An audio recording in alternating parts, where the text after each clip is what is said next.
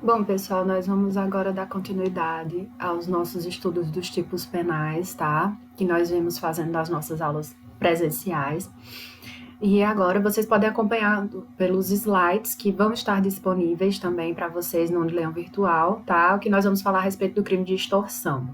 O crime de extorsão, como vocês podem ver, ele está previsto no artigo 158 do Código Penal, que diz: constranger alguém mediante violência ou grave ameaça e com o intuito de obter para si ou para outrem indevida vantagem econômica, a fazer, tolerar que se faça, deixar de fazer alguma coisa. E a pena é a mesma do roubo, simples, né? A pena é de reclusão de 4 a 10 anos e multa.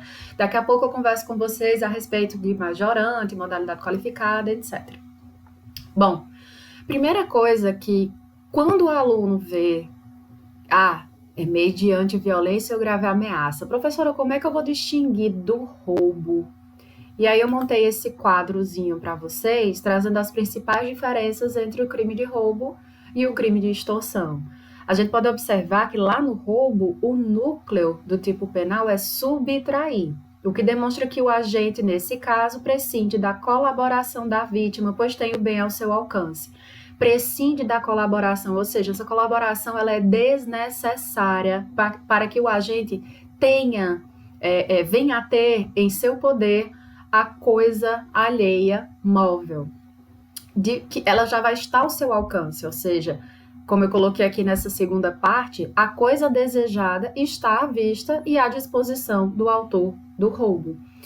Um exemplo de um caso concreto, o agente aponta o revólver e retira a vítima do veículo contra a vontade dela. Ou seja, a vítima ela não vai poder fazer outra coisa a não ser render-se diante da exigência, diante da violência, ou da grave ameaça realizada pelo autor. O autor, ele não depende da colaboração da vítima lhe entregando o que ele quer, como acontece no crime de extorsão. Na extorsão, o núcleo não é subtrair, na extorsão o núcleo é constranger. Através de quê? De violência ou de grave ameaça, como o próprio tipo penal que nós acabamos de ler propõe, né? Então, seria constranger, o que torna imprescindível a participação ativa da vítima. A vítima vai fazer alguma coisa por causa desse constrangimento. Ela vai fazer alguma coisa, ela vai deixar de fazer alguma coisa, ou ela vai tolerar que se faça alguma coisa em virtude da ameaça ou da violência sofrida. Então, a vantagem econômica ela não está simplesmente ao alcance do agente como no roubo. Ela precisa ser alcançada, depende da colaboração da vítima, muitas vezes exigindo-se que a vítima, né, através desse constrangimento, entregue ao agente, aquela vantagem indevida. Então, por exemplo, o autor aponta o revólver para o filho do ofendido, né, de uma das vítimas, determinando que ele vá buscar o carro dele na garagem da sua residência, do seu condomínio, e que entregue esse veículo em um outro local pré-determinado, onde vai estar lá esperando o comparsa. Então, nesse caso, diferentemente do roubo, né, onde o agente simplesmente subtrai a coisa que está ali à vista dele, na extorsão, o agente, ele constrange a vítima para que a vítima faça algo, faça o que ele quer, ou lhe entregue o que ele quer, né? Deixe de fazer algo ou tolere que se faça algo. Então, a vantagem econômica, ela não está ao alcance, à vista do agente, por isso ele precisa da colaboração da vítima. Nesse exemplo que eu dei, o agente faz com que a própria vítima busque o seu veículo e o entregue sob ameaça, né? A um terceiro, a um comparsa. Então, eu espero ter ficado clara essa diferença para vocês, tá? O ladrão, no roubo, ele se apodera da coisa que a vítima tem ali, tem em seu poder. E o que não ocorre na extorsão. Na extorsão, a vítima é que faz a entrega da coisa ao agente, tá? E aí, outra coisa importante da gente perceber, de vocês anotarem, é em relação a essa vantagem indevida. É uma elementar, tá? do tipo penal, é um elemento normativo do tipo penal, e que precisa-se, portanto, que essa vantagem econômica, tenha cunho econômico, ela seja indevida. Por quê, professora? Porque se for uma vantagem devida ao agente, ele vai responder por outro delito, tá? Como, por exemplo, o exercício arbitrário das próprias razões, que está lá no 345 do Código Penal. Na extorsão, não. Essa vantagem ela é indevida. O agente vai constranger a vítima para que lhe entregue uma vantagem que ela não deve a ele, tá? Portanto, sujeito ativo e passivo, qualquer pessoa, trata-se de um crime comum. O objeto material vai ser a pessoa que sofre a violência ou grave ameaça, né? Então, nós podemos ter mais de uma vítima, sim, nesse crime, como acontece lá no roubo. Nós conversamos em sala sobre o sujeito passivo no crime de roubo. E os objetos jurídicos são patrimônio da vítima, sua integridade física, e aqui entra a possibilidade de uma lesão corporal em virtude dessa violência, ou mesmo resultado morte em razão dessa violência, né? E a liberdade da vítima, obviamente. Então, continuando, o elemento subjetivo do tipo é o dolo, tá? E não existe a extorsão na modalidade culposa por ausência de previsão legal. E não basta o dolo genérico, né? Precisa que seja demonstrado o dolo específico, né? O elemento subjetivo específico consistente na expressão com o intuito de obter aquela vantagem econômica para si ou para outrem, certo? Então tem que ser demonstrado esse dolo do agente, esse dolo específico. Quanto à consumação, não existe, digamos assim, um consenso absoluto na doutrina a respeito de ser um crime formal ou um crime material. Mas alguns doutrinadores, como por exemplo o Nutt, o Bittencourt, eles entendem que trata-se de um crime formal, ou seja, é aquele crime que não depende, não exige um resultado naturalístico, né? E esse resultado naturalístico seria o quê? Redução do patrimônio da vítima, tá? Mas por isso nós temos alguns aspectos importantes a considerar quanto ao momento consumativo, tá? Então, por isso eu trouxe aqui para vocês os estágios para o cometimento do crime da extorsão. Num primeiro estágio, o agente constrange a vítima. Ele vai trazer uma grave ameaça ou empregar uma violência, tá? No segundo estágio, por conta dessa ameaça grave ameaça ou por conta dessa violência, a vítima vai agir, fazendo ou deixando de fazer alguma coisa. E no terceiro estágio, o agente obtém a vantagem econômica almejada. Então, cuidado com isso. Se eu digo que o crime de extorsão é um crime formal, eu não preciso dessa terceira etapa para que o crime esteja consumado. Não preciso da terceira etapa para que o crime esteja consumado. Se ele é um crime formal, eu só preciso que a vítima completar que o agente pratique o núcleo do tipo penal. Qual é o núcleo do tipo penal? Constranger a vítima, não é isso? Constranger para que a vítima faça, deixe de fazer ou tolere que se faça alguma coisa. No momento em que a vítima se dá por constrangida em virtude dessa violência ou grave ameaça, nesse segundo estágio aqui, no momento em que a vítima age, fazendo, tolerando que se faça ou deixando de fazer alguma coisa, independentemente do agente obter ou não essa vantagem indevida, o crime estará consumado. Ou seja, o recebimento dessa vantagem indevida, a terceira etapa, é apenas mero exaurimento do crime. Esse é o entendimento majoritário, ok? Entende-se majoritariamente que é um crime formal, entende-se majoritariamente que essa terceira etapa, ela ocorrendo ou não, o crime restará consumado a partir do momento em que a vítima, por conta da violência, da grave ameaça, faz alguma coisa, deixa de fazer alguma coisa, tolera que se faça alguma coisa, tá? Então, basta a prática da conduta constranger nesse sentido, mesmo que o agente não venha obter essa vantagem ilícita, tá? Então, mas assim, uma coisa também que eu gostaria de deixar registrado é que o mero constrangimento, ou seja, essa primeira etapa, sem que a vítima atue, não passa de uma tentativa, ok? Nessa primeira fase, nesse primeiro estágio, o agente ele entra nos atos executórios. Então, pode até configurar uma tentativa. Muita gente pensa, para crime formal, perdão, ficou crime forma, né? É formal, pessoal, tá digitado errado.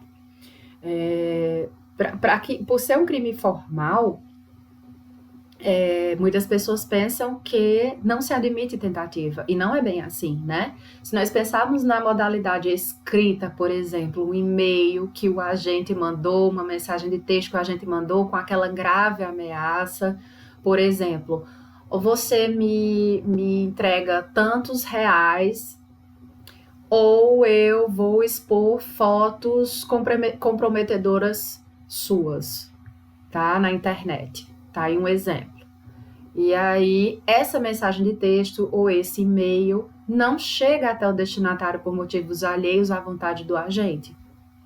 Ficou fora de área, a mensagem, por fim, se perdeu, o e-mail não chegou, ficou preso na caixa de saída, não sei. Isso poderia, sim, em tese, configurar uma tentativa. Então, é difícil nós pensarmos na tentativa, mas ela é possível, sim, mesmo se tratando de um crime formal. Tá certo? Então, assim, repetindo, a primeira fase, nesse primeiro estágio, o agente ele entra nos atos executórios. Aí eu posso pensar, sim, pode ser configurada uma tentativa. Na segunda, ele invade o momento consumativo, tá? Na terceira, eu tenho o mero exaurimento. Então, por exemplo, eu exijo, mediante uma grave ameaça, que alguém deposite um valor para mim em uma conta bancária.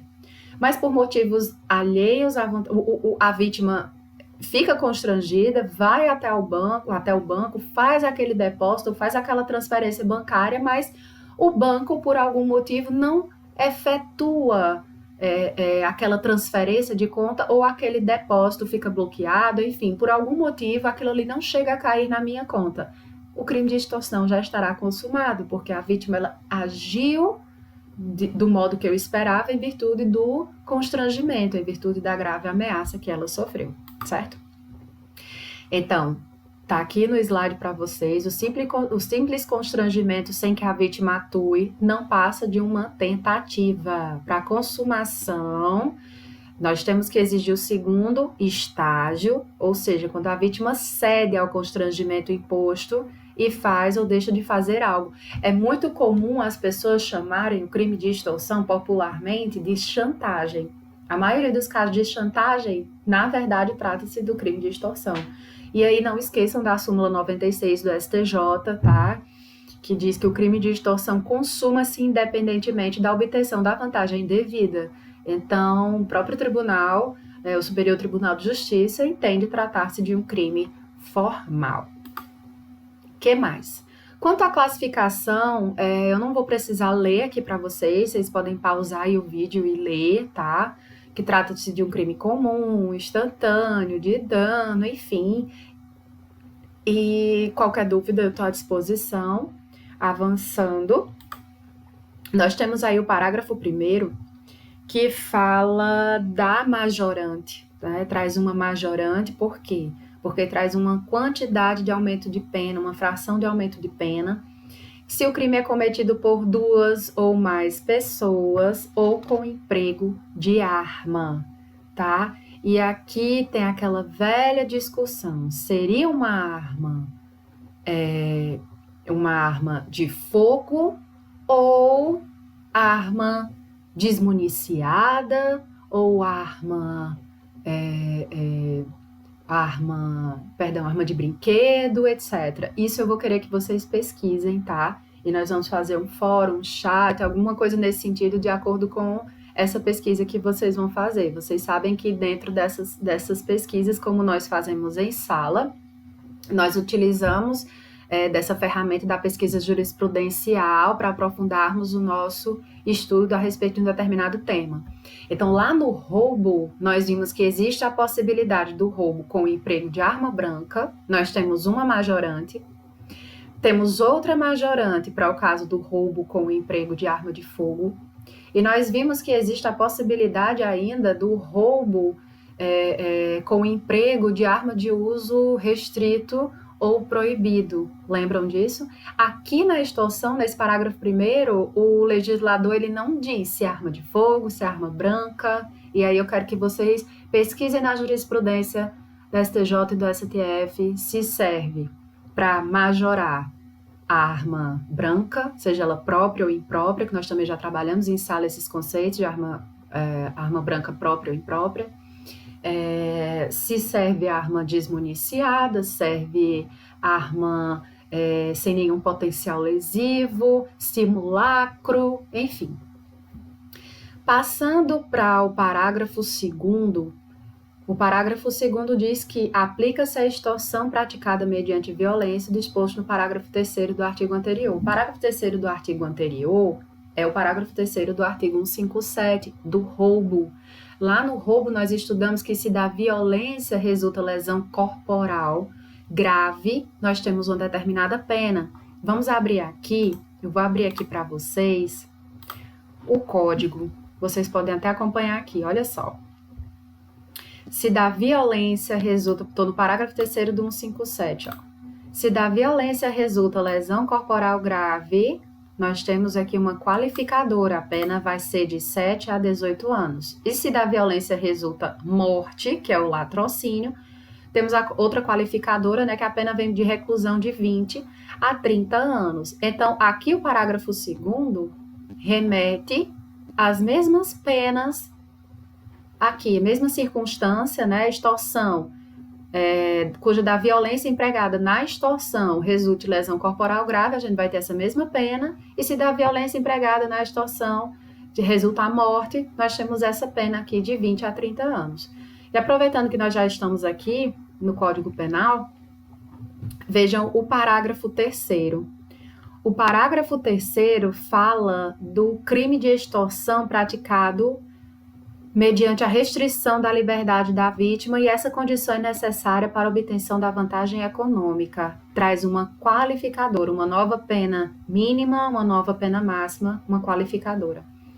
Bom, tudo que nós conversamos em sala sobre o roubo com restrição da liberdade da vítima, vale aqui para a extorsão. Tudo que falamos sobre o que seria essa restrição da liberdade da vítima, tempo, fator finalidade, etc., tudo vai se aplicar aqui na extorsão. Então, o dolo do agente não é um dolo separado de, como a gente brinca, né? Um dolo separado de restringir a liberdade da vítima. Ele estaria praticando outro delito em concurso, como, por exemplo, um sequestro. Não, ele restringe a liberdade da vítima porque é uma condição necessária para ele ter aquela vantagem econômica. Então, no exemplo que eu dei, do pai que tem que ir até a garagem para pegar o carro, o veículo e entregar o comparsa, e enquanto o agente fica com a arma contra o seu filho. Aquele momento ali, houve uma restrição da liberdade da vítima, né? Teve uma vítima que ficou lá detida durante um tempo, com a sua liberdade restrita,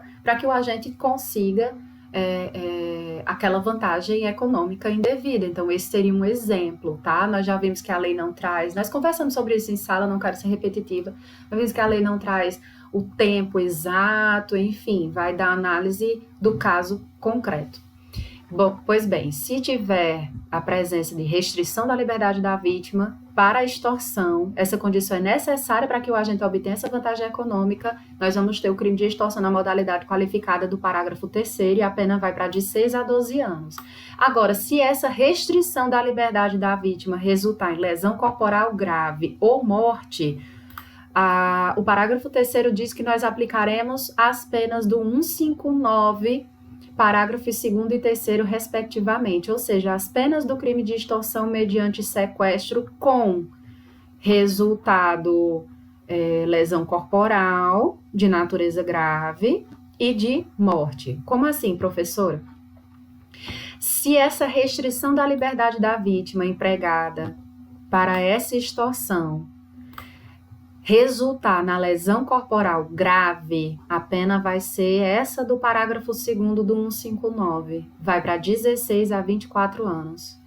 Se resultar morte, a pena vai para o do parágrafo 3º do 159, a pena passará a ser de 24 a 30 anos, certo? Então, nós temos qualificadoras também, não só, né, para restrição da liberdade da vítima meramente, mas mais qualificadoras ainda, penas mais graves ainda, se nós tivermos a restrição da liberdade da vítima com resultado lesão corporal grave ou resultado morte, tá?